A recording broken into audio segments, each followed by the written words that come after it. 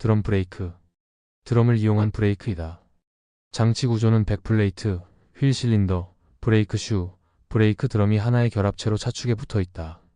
기계식 캠 혹은 휠 실린더가 브레이크 슈를 좌우로 압박하여 브레이크 슈에 있는 라이닝이 드럼을 잡아 제동한다. 디스크 브레이크의 구동 방식에 비해서 복잡하나 오히려 가격이 저렴한 특징을 보인다. 장점.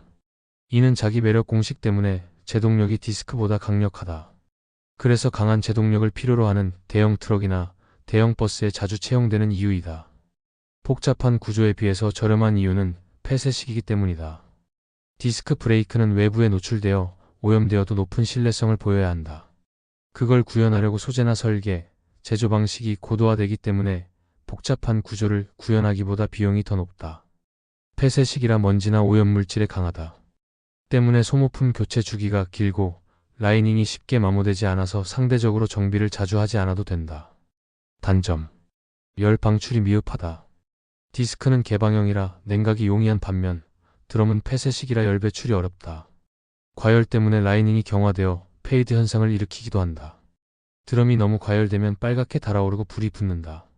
어떻게든 열을 식혀보려고 드럼 쪽에 냉각 블레이드를 설계해서 그나마 좀 식히게 한다든지 드럼 안으로 공기를 통풍시키는 통기 드럼을 쓴다든지 하는 노력도 했었다. 이렇게 되면 내오염성이 당연히 많이 떨어진다. 살수 드럼이라는 드럼에 물을 뿌리는 수랭 시스템도 고안했었다. 어쨌든 이러한 이유로 트럭이나 버스가 뒤에 있을 때는 안전거리를 충분히 주어야 한다. 차로 변 경우 바로 급브레이크를 밟으면 트럭은 자체 하중화물의 무게 페이드에 취약한 드럼의 조합 때문에 바로 멈추긴 어렵다. 위의 문제로 인해 열을 받게 되면 오히려 디스크 브레이크보다 제동력이 더 떨어진다. 흔히들 하는 브레이크가 밀린다는 표현이 이 뜻이다. 습도가 높거나 비가 오면 드럼이 쌓인 분진 때문에 붙어버리는 문제가 벌어진다. 이때는 제동력이 급격하게 상승하여 살짝만 브레이크를 밟아도 땅에 내리꽂듯이 급제동이 된다. 주로 차를 밤새 세워놓다가 그 다음날 차를 다시 타고 나올 때 이런 현상이 발생하는데 제동을 어느 정도 해서 브레이크에 열이 가해지면 습기가 날아가면서 해결된다. 만약 운행을 한참 했는데도 이런 현상이 계속 나타난다면 정비가 필요하다. 폐쇄 구조라서 점검이나 정비 모두 디스크 브레이크보다 어렵다. 일단 운전자가 겉만 봐서는 브레이크 시스템 자체가 드럼 속에 다 들어있는지라 뭐가 문제인지 알 길이 없고 디스크 브레이크는 적어도 디스크의 상태 정도는 휠을 분리하지 않고 육안으로 점검할 수 있다. 알아보려면 휠을 분리하고 드럼을 벗겨내야 한다. 정비할 때도 마찬가지로 드럼을 분해한 뒤 브레이크 실린더와 라이닝을 교체한다. 다음에 드럼과 라이닝의 간극 조절을 반드시 사람이 드럼을 돌려가며 한 번 더 해야 한다. 일부 차종은 드럼을 분리하려면 허브 베어링까지 분해해야 한다. 때문에 정비에 시간도 오래 걸리고 공임과 부품 비용도 많이 들어간다. 다른 구성품의 내구성이 좋아도 혹여나 새로 교체한 실린더가 불량품이라 터지면 또 위의 과정을 반복해야 한다. 실린더는 실린더 양쪽 끝이 고무 부츠로 돼 있어서 이것이 오래돼 경화되면 쩍쩍 갈라져 터지기도 한다. 그래서 라이닝이 멀쩡해도 실린더가 터지면 브레이크 밟는 느낌만 이상하고 겉으로는 아무 문제가 없으니 운전자는 원인을 몰라 그냥 정비소에 가는 것이다. 패드 분진 등 발생한 이물질이 시스템 밖으로 빠져나가기 힘든 구조다.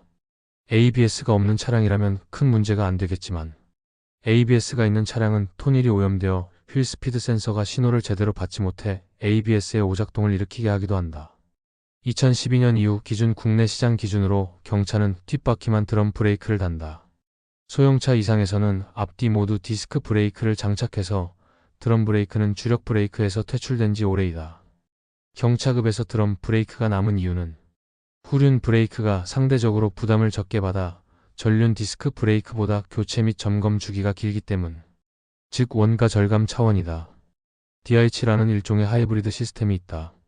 제동은 디스크 브레이크가 하되 주차 브레이킹은 드럼이 하는 방식.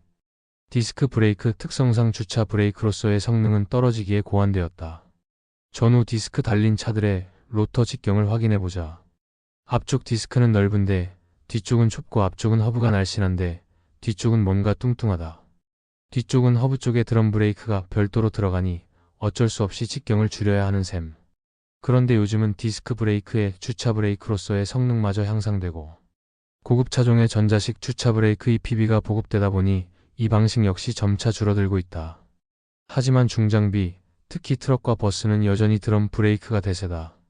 이들은 확실한 제동력과 신뢰성이 우선이기 때문이다. 다른 획기적인 제동 시스템이 나오지 않는 한 리프 스프링 서스펜션과 함께 오래 사용될 가능성이 높다. 최근에는 디스크 브레이크도 많이 발전하여 변화를 보이고 있다. 대형차들도 옵션으로 디스크 브레이크를 차용할 수 있고 에어 서스펜션을 차용하여 승차감도 더욱 좋게 할 수 있다. 그리고 덤프트럭은 작업 환경 특성상 드럼 브레이크와 리프 스프링 서스펜션을 계속 쓸 것이다. 만약 드럼 브레이크 차량은 운행한다면 그에 맞는 운전 습관을 들여야 한다. 내리막 주행 때는 풋 브레이크만 너무 사용하면 드럼이 과열될 수 있으니 엔진 브레이크로 감속해야 한다. 또 대형 트럭이나 버스는 리타더 브레이크와 제이크 브레이크 혹은 배기 브레이크를 적극적으로 함께 활용하기 바란다. 대형 차량들은 제동 상실이 바로 대형 사고로 이어지기 때문에 더 각별하게 관리해야 한다. 대형 차량의 에어 브레이크는 수동 라이닝 간극 조정 방식과 자동 라이닝 간극 조정 일명 깔깔이 방식이 있다. 위의 구조도에 나온 방식은 자동 어저스트로, 수동 어저스트 방식은 간극이 브레이킹을 할수록 벌어져서 일정 주기마다 조정해야 한다. 자동 어저스팅은 저 어저스팅 모듈이 알아서 간극을 조정해주는 방식. 하지만 자동 간극 조정도 만능은 아니므로 밀린다 싶으면 역시 조정해야 한다.